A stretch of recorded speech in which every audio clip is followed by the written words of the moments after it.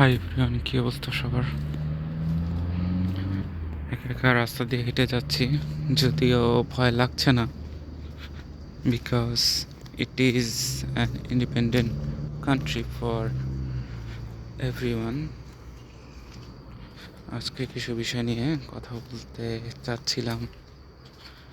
আমরা যারা বাঙালি আছি তারা অনেক ডিপ্রেসড হয়ে যাচ্ছি, ভিসা হচ্ছে না, হচ্ছে না, ওই হচ্ছে না, এটা বলে নিজেদেরকে দোষ দিচ্ছে আমরা বাঙালি। আসলে ভাই, এটা নিয়ে দোষ হওয়ার কোনো কারণ নেই। এটা শুধু বাংলাদেশি না, অল ওভার দ্য ওয়ার্ল্ড সিচুয়েশনটা দেখেন কি ঘটছে।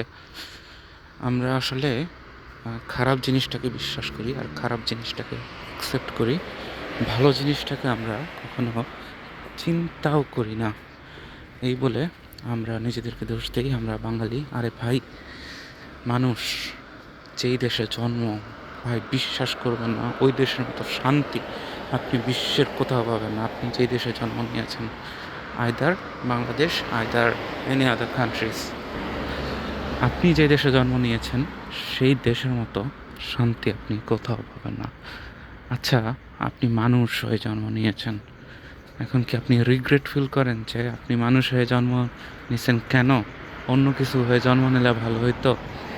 এগুলো নিয়ে কি আপনারা কখনো রিগ্রেট করেন? ভাই, রিগ্রেট করবেন না, জীবনেও রিগ্রেট করবেন না।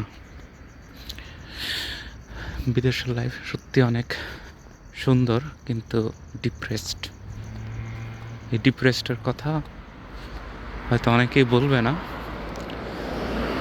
ভিডিওতে অনেক কিছু চকচকা দেখলেও ভিডিওর ভিতরে যে কি আছে এটা আসলে বোঝাটা খুব টাফ।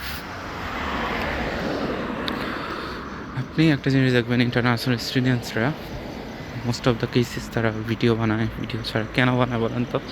ভাই, তারা একা একা লাইফ লিড করে, তারা কথা বলার মতো কাউকে পায় না।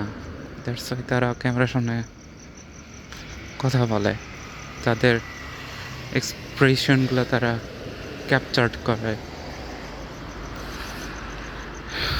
যাই হোক, ভিসা হচ্ছে না, এটা নিয়ে প্যারা খাওয়ার কিছু নেই।